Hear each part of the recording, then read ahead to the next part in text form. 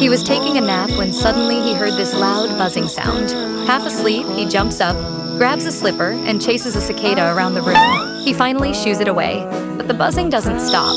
Now he's confused and then realizes the sound is coming from his cat's belly. Instant panic.